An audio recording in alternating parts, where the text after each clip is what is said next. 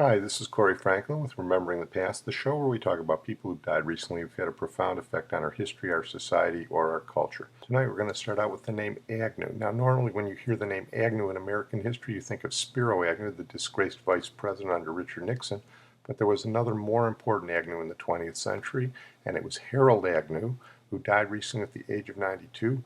And Harold Agnew was one of the last remaining scientists who worked on the Manhattan Project. We discussed the Manhattan Project, the U.S. project to build a nuclear weapon during World War II, when we did the podcast on Robert Christie several months back. And Harold Agnew had an important role in the three phases of the project. He actually flew with the bombardiers on the Hiroshima bombing in August of 1945, and he was the one who took the pictures, took the movie of the atomic bomb through a small window in the plane that tailed the Enola Gay. He became the director of weapons research at Los Alamos in the 60s, so much of the U.S. nuclear arsenal in the 1960s was built up under the direction of Harold Agnew. But what I want to talk about tonight is his role originally at the University of Chicago in 1942. When he was at the University of Chicago in the winter of 1942, he worked under Enrico Fermi, who developed the first fissionable nuclear reactor pile and the first controlled nuclear reaction, which led to the atomic bomb. It was one of the most important scientific discoveries of the 20th century, or indeed in the history of mankind. The site is commemorated at the University of Chicago. It's only about 45 minutes from here, and I visited it recently with my daughter who goes to the University of Chicago. Here, Dr. Agnew describes Dr. Fermi's work on the racket courts underneath the bleachers at Stagg Field in early December 1942. When it was decided we go to Chicago, we started building the pile. It was a composite of wood, 4x4s, and graphite. Graphite was awful. It's very dense, it's very slippery, it's very dirty. We had shifts building this pile, and Fermi would decide what the composition would be between the wood, which was primarily a cradle on the outside, and the graphite in the inside. We didn't have any uranium metal, but we had sintered uranium or uranium powder. And these were formed into sort of like hockey pucks, which were inserted in the graphite. And he just dictated where these were to be placed and what the layers of graphite were to be built. And I don't know how many months we did this, but it wasn't until the end of November, getting toward December, when it was pretty clear something was going to happen. And then it was on December the 2nd, the night before, Fermi had told Herb to close up, lock up, and he'd start the next morning. And he evidently knew how close we were to criticality. We started that morning, and George Weil was down in the pit working what was called a control rod, which was a meter stick with I think it had a big slab of cadmium on top of it. And then that mechanical counter kept going faster and faster and faster as they pulled out the control rod. Finally, they had to switch over to a cylindrical recorder at that time. It had soot and a needle on it, and you could see the activity going up. Fermi, I guess, was actually plotting the reciprocal, and he could tell when it crossed the abscissa, thing was going to go critical. The counting rate kept going up, and then finally, just before lunch, he said, "Okay, George, let's go to lunch," which sort of amazed everybody. You would have thought he would continue through lunch hour. Weil put the control rod all the way back in. We closed up, went over to the Commons, which is where we always ate lunch together.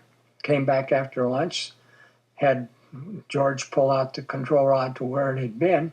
It wasn't much longer. He pulled out a couple of more centimeters, and I was very antsy because, boy, that counter was just going, it just clogged. It wouldn't count that fast. Finally, Fermi, to most everybody's relief, I guess you'd say, said, "Okay, zip in." I don't know where that term ever came. And George put the control rod all the way back in, and everybody cheered. The whole gallery was filled with people. I guess it was Wigner brought out a bottle of Chianti. Everybody had a little sip. Dr. Agnew was a little matter-of-fact about it, but here's Warren Nyer, one of the other scientists who was working on the project that day. He's also one of the only scientists still alive. Well, first there was clapping from the balcony where Fermi was, which signified that it was going to go critical. And we were called over to shut down the pile, and we joined the whole group. And at that time, Wigner presented Fermi with that bottle of the wine. Wigner had been hiding this bottle of wine. He presented it to Fermi. He had bought it, 3 months before, because he was so sure that Fermi would succeed. Fermi sent somebody out for little tiny paper cups, and all of us there were given a little bit of wine, and we toasted Fermi. After we had the little toast that Fermi poured forth, that was done in silence. Nobody said anything, which I thought was a fairly remarkable thing. There was no hullabaloo of doing something that was truly momentous, given what had taken place there and the implications of what might follow. There were two things that might follow: nuclear power for civilian purposes, or what was really the purpose at that time was a nuclear weapon. And this made it virtually certain. In any case, this was a truly momentous occasion, and it was quiet. And all I've been able to kind of come up with, it was because everybody knew that it was momentous. And what's there to say, except we've done it, now we know we can do it, we can do what we're supposed to. Following Enrico Fermi's momentous accomplishment, what did Dr. Agnew do? I was doing some work down the hall. I had a little lab down there. I just went back to work. Dr. Harold Agnew, one of the remaining Manhattan scientists. We're going to close tonight with Tom Clancy, who died at the age of 66, the insuranceman who turned techno-thriller writer and became one of the most successful authors in American history. Here's the BBC4's Matthew Bannister from Last Word with an intro to Tom Clancy. Tom Clancy was one of the world's best-selling thriller writers. His high-energy military plots were often turned into blockbuster films. He also arranged for his books to be turned into video games, which were so realistic that the military licensed them for training. Tom Clancy became a multimillionaire and a part owner of the Baltimore Orioles baseball team. His books were a runaway success. More than 100 million copies are in print, and 17 of them have reached #1 on the New York Times bestseller list. Well, Tom Clancy didn't start out a big success when he was an insurance salesman. The key was his book in the early 80s, The Hunt for Red October. The most brilliant commander in the Soviet Navy. Remy has trained most of their officer corps. He's nearly a legend in the submarine community. And here Clancy tells what the breakthrough was. President Reagan got the book for Christmas, and he read the book in a couple of days. It's not widely known. Reagan read like 2 or 3 books a week. And all of a sudden, he started talking the book up around the White House, and a reporter with Time Magazine, Alexandra Staley, got wind of it. Time Magazine did an article about me and the book and the president, and boom, I became a bestseller. Clancy's hero, Jack Ryan, was played by Alec Baldwin, but the most famous portrayal was by my protege, Harrison Ford. Jack, I'm glad you're here. Sit down. Can I get you anything? No. Come on, sit down. I would prefer to stand, sir. Some things have gone on here that I'm just becoming aware of. I was kept in the dark, as you were, for a very long time. Troubling things. Yeah. And now we have to sort them out. We have to figure out who was responsible for what and what to do about it. Very delicately, otherwise people might get the wrong idea. We have to lie. Did I say that? No, you didn't. You're upset. I'm upset. It's understandable. You mind if I give you a bit of advice? Of course, you know this because you're a smart guy. You should never make important decisions while you're upset.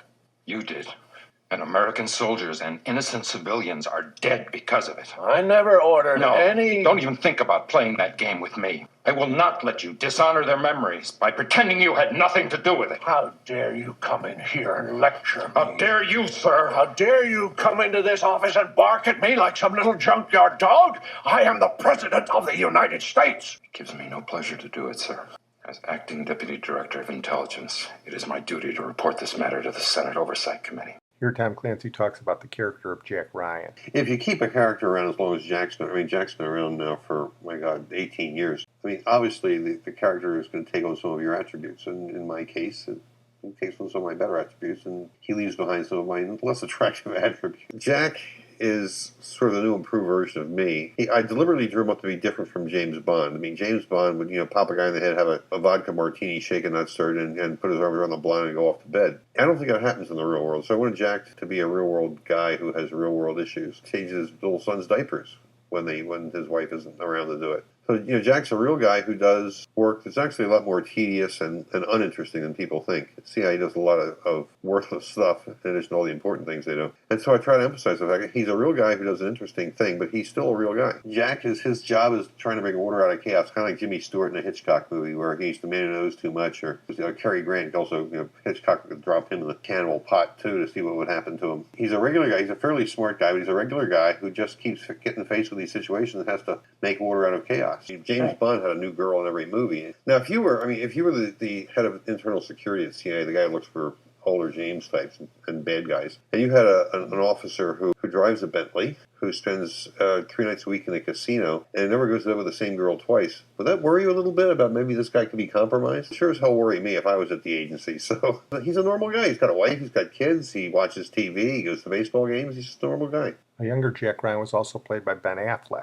Ben came to my house. He wouldn't take the part without getting my blessing. A really astounding thing for an actor to do. And we became good friends. He's just a great kid. He's very, very bright. He knows how to listen, always a sign of intelligence. He's got an Oscar for writing, and I was very taken with him. I can't make it. Last minute work thing. What's that noise? I'm calling from a plane. Look, this just came up, and I tried to call you at the hospital, but Where are you going? I can't tell you that, Jack. You can't tell me where you're going? Jack, hold on a second. Yes, sir. No, don't be stupid. Tell her where you're going. In fact, tell her who you work for. She'll be impressed. Okay, I work for the CIA, and the director asked me at the last minute to come with him to Russia to do a nuclear arms inspection. That is so lame. It's because of the START treaty. We get to inspect to make sure they're really decommissioning their nuclear arsenal. Hello?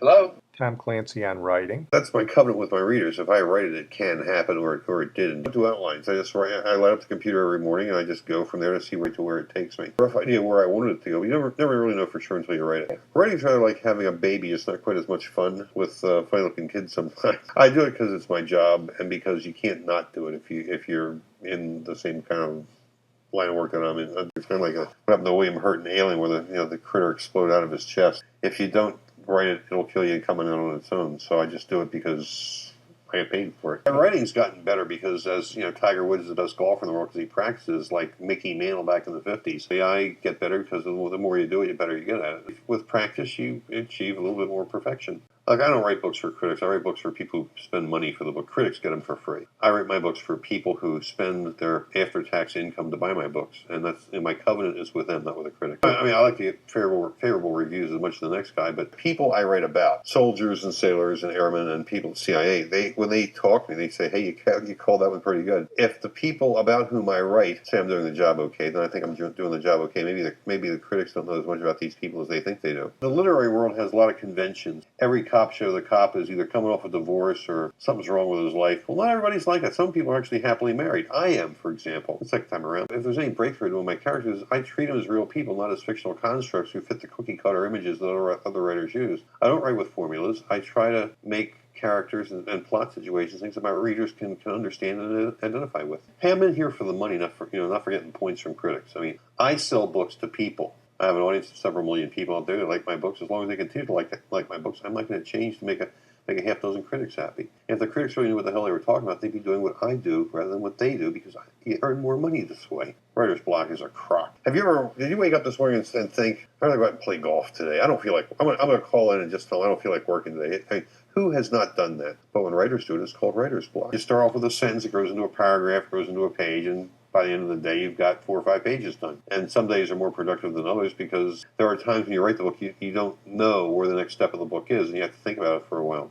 That's not writer's block. It's just figuring out what the next logical move is. And finally, on his specialty, techno writing. The part there is how you use intelligence. I mentioned the problem of using intelligence information. If you use it too much, the other side's going to figure out what's going wrong, and you lose the source. On the other hand, if you don't use it, you might as well not have the source. So the trick is balancing your possession of the asset versus the dangers of using it too much. And that's a hard balance that every intelligence agency in the world has to meet. It's all in the open if you know where to look. I know people who used to do that stuff for a living, and I'll call on the phone or have them over the house. I'll squeeze some information out of them. Never classified information. I've only seen a classified document once in my life. That was in the Pentagon, and I just wanted to see the outside and see how it was formatted. They put a striped colored tape on the edges so you don't leave it on your desk by mistake. But I've never knowingly ever come into contact with classified information. I don't want to. I don't want to go to federal prison. You got a nice place in Marion, Illinois, but not for me. I don't lament the passing of the Soviet Union because, there's still bad guys in the world to write about.